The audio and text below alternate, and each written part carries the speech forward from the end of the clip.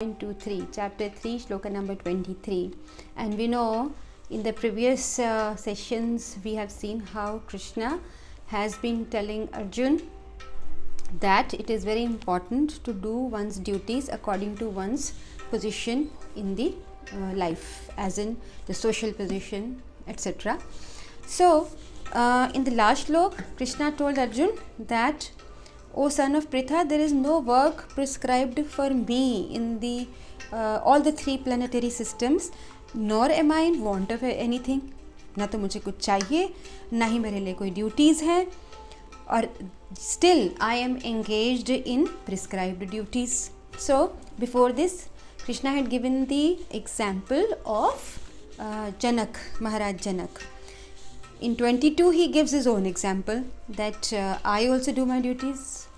In 23 he is explaining the same theme, why I am doing my duties properly. So we will reach shloka number 3.23, but before that please let's say the prayers to express our gratitude towards our acharyas. Om Jnanatimidandhasya Jnananjan-shalakaya Chakshurunmilitam Yena Tasmai Shri Guruve Namaha.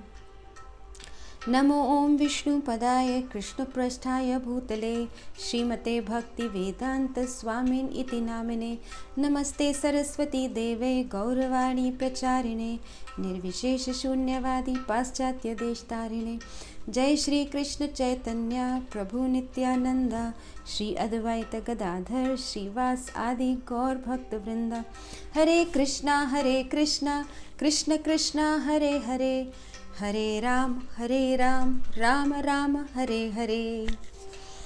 So thank you to Srila Prabhupada, who by his wonderful translations and purports, explanations in English particularly, which enabled everyone in the world to understand what's written in the Bhagavad Gita, Srimad Bhagavatam and the other Shastras. Otherwise, for the likes of me, who doesn't know how to read Sanskrit, it would never have been possible to understand the Vedic literature, to the Vedic knowledge that every human must have to understand the real purpose of human life. So all glories to Srila Prabhupada. Okay, so here I'm reading from English Bhagavad Gita, and in the English Bhagavad Gita we have the Sanskrit shlok written in the Devanagari script also, the script in which Hindi is usually written, but alongside that it's also written in the Roman script in which the English language is written. So it becomes so easy to read these Sanskrit shlokas, and plus there are some diacritic marks also which help you to understand how to pronounce those difficult Sanskrit words. Thank you so much to Srila Prabhupada once again.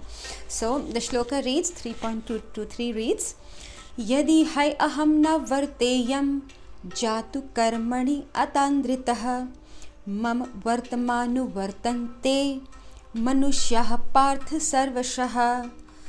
Translation by Srila Prabhupada. For if I ever fail to engage in carefully performing prescribed duties, O Parth, certainly all men would follow my path. So Krishna says, why do I do all the prescribed duties? Because in the previous sloka only Krishna is saying that I don't need to do the prescribed duties. There are no duties which have been put aside for me in all the three planetary systems, and also I don't have any needs. So as we discussed, somebody who doesn't have any wants, desires, needs doesn't need to do anything. So Krishna says, in spite of that I'm doing my duties because I have to be a role model. So here he's saying the same thing but more emphatically using slightly different set of words, that if I fail to engage, which means if I don't carefully perform the prescribed duties. Now whose prescribed duties? Prescribed for whom?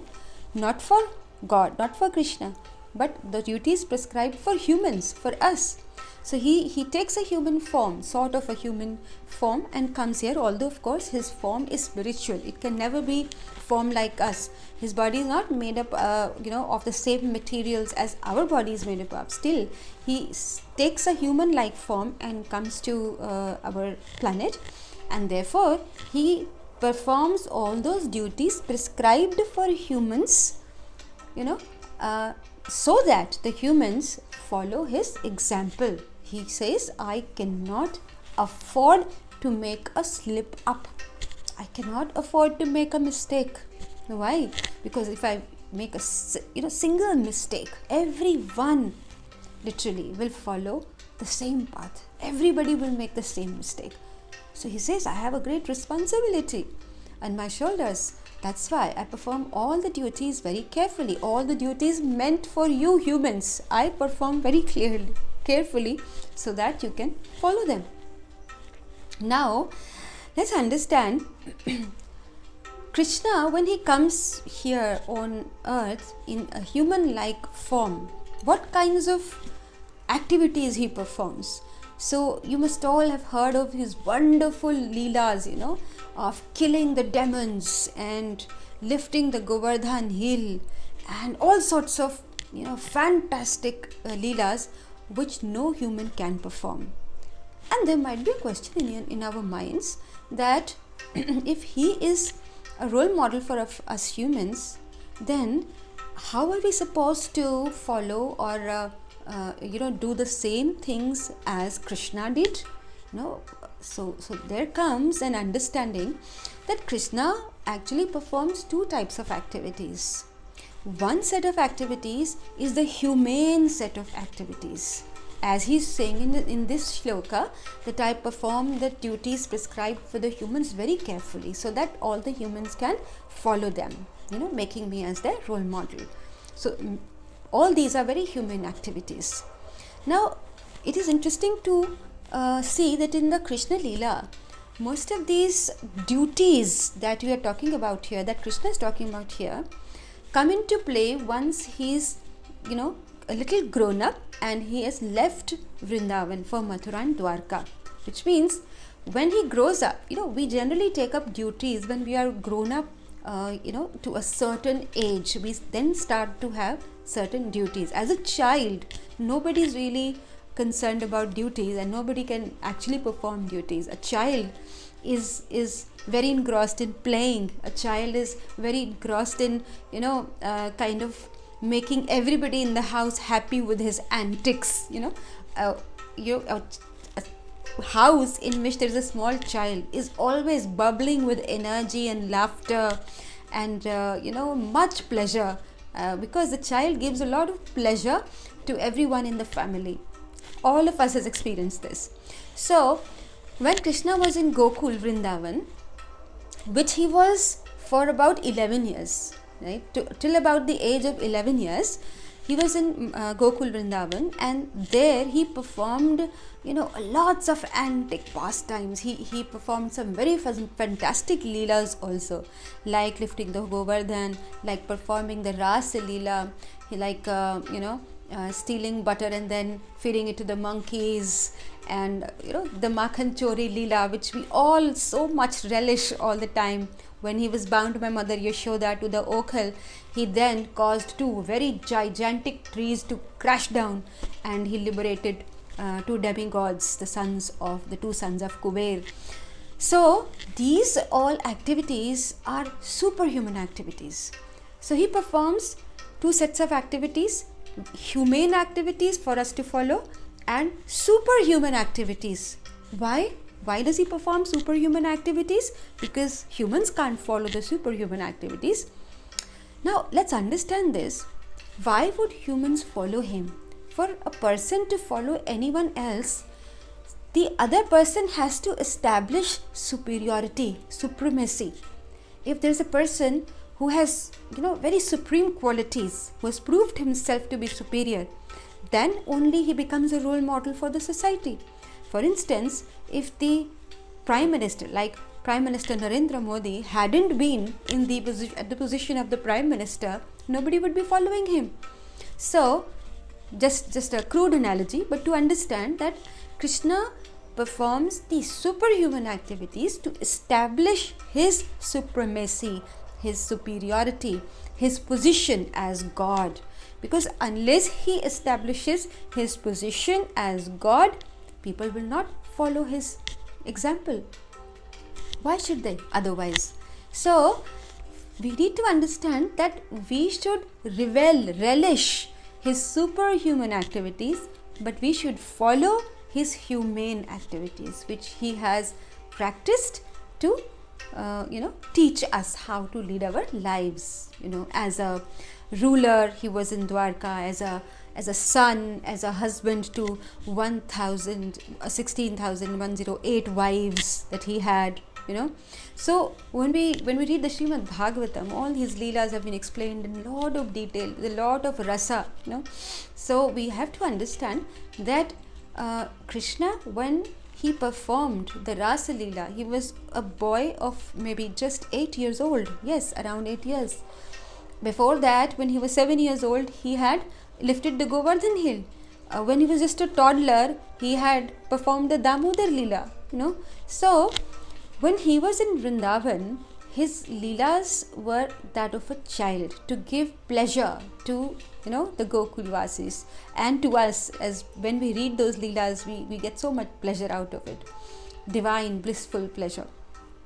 But once he left Vrindavan around at the age of 11 years, he first lived in Mathura for about 13 years, and then from there he moved on to Dwarka. And so when we see his activities in Dwarka, he was helping in the rule of the entire kingdom, how to rule the kingdom, how to rule the subjects. When we read of this in the Canto 1 of Srimad Bhagavatam, we see how wonderfully he ruled the Dwarka, and how his subjects, his praja, used to love him. So much so, when he came back from Hastinapur, the entire, all the residents of the city of Dwarka had come out to welcome him. And it's described that the Dwarka Vasis felt when Krishna was away, their life felt like, a body without soul. So much love Dwarka Vasis had for him. And he had married 16,108 wives. And for each one of them, he had provided a very opulent palace. With each one of his wives, he was personally present at all, the times. As in, we might think that if he had so many wives, he must be probably spending the morning with someone and the next instant with someone. But it was not like that. When we study the Srimad Bhagavatam, Canto 10, we understand that at the same time he was present with all his wives. He expanded himself in that ways. So, but now this is a superhuman feat, of course, but the activities he performed in those households, they were, kind of to teach the humans how to manage a household, how to be a good grihastha. So once, Narad Muni had a lot of curiosity. How Krishna manages so many wives, for most people it's very difficult to manage even one. But how does Krishna manage 16,108 wives? How does he satisfy them? Women need the attention of their husbands all the time. So what he did was, because Narad Muni can fly, he can quickly fly from one place to another. He can fly actually between all the 3 planetary systems. And what to speak of these 3 planetary systems in the material world, he can even fly to the spiritual world. So there are no boundaries, checkposts for him. So what he did was, he first went to one queen's palace, and very quickly he flew to the other queen's palace, and then very quickly to the third, and so on and so forth. He flew to many queen's palaces, one after the other, quickly, so that Krishna wouldn't get a chance to quickly leave one palace and reach the other one before Narad Muni reached. So when he did that, he said he actually saw that Krishna was present in each of the palaces personally at the same time, and in each of the palace the time zone was different, which showed that Krishna could even control time, the time zones, So because of course Krishna himself is Kala, he is the controller of time. So in Narad Muni saw that in one of the palaces, he was just getting up from his morning, from his sleep and doing his morning ablutions, meditating, the morning meditations. And in another palace, he saw Krishna with playing with his wife, playing dice with his wife. In another palace, he saw Krishna petting his children, playing with his children, giving love to his children. And this is how Narad Muni saw how beautifully Krishna is managing his role as a husband, as a father in all the different palaces. He also, in fact, met Krishna in his assembly where he was, holding a court, and he saw how wonderfully Krishna is managing the task of ruling over his kingdom. So Krishna has done all these prescribed duties, like a grihastha should do, like a kshatriya should do, to give us all a teaching of how to manage our lives. So Srila Prabhupada writes in the purport that in order to keep the balance of social tranquility for progress in spiritual life, there are traditional family usages meant for every civilized man. So if we are living in this world as a grihast, for example, a grihast has certain duties to perform. A grihast must do certain religious rituals, of course these rituals should have the spiritual connection. They should be done with a feeling of love towards God, not just for some material gains, but they must be performed, some yagyas, some ceremonies, some charity to be given. The grihasthas should give charity to the Brahmins, for example. So Krishna was doing all that, and although such rules and regulations are for the conditioned souls and not Lord Krishna. So conditioned souls, who conditioned souls? We. Souls who are bound, conditioned in these material bodies. So it's for them, not for Krishna. But still Krishna is doing all them because he had descended to establish the principles of religion. In Gita itself he says later, Yada yada hi dharmasya glanir bhavati bharata abhyutthanam dharmasya tadatmanam srijanyaham. So he says to establish dharma sansthapanarthaya sambhavami yuge yuge. That's the next slok.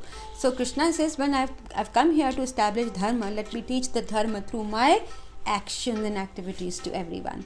So otherwise common men would follow in his footsteps because he is the greatest authority. From the Srimad Bhagavatam it's understood that Lord Krishna was performing all the religious duties at home and out of home as required of a householder or a grihastha. So we see here a beautiful example of how Krishna gives his own example to us, and we must never make the mistake of saying or thinking that if Krishna performed the Rasa Leela, then we can also perform the Rasa Leela. No, that's not correct, because he performed the Rasa Leela, which was a very spiritual exchange, and that was only at the age of 8 years old. So, and before that he had lifted the Govardhan hill. So anyone who can lift the Govardhan hill can also perform Rasa Leela. So that's how we should understand that Krishna is saying that I do not slip even for a moment from my duties, otherwise everybody will follow my path and they will also make slip-ups. It's written on in the front on the bus. We used to travel, when it used to be written on the bus, aage ki seat par sona bana hai. If somebody sleeps on the front seat, the driver will also sleep. So therefore Krishna knows his position to be very, very crucial, very, very critical. If he makes a slip up, everybody will slip up. So that's all for today, but let's ponder over this, that Krishna has done so many wonderful tasks, some superhuman and some humane.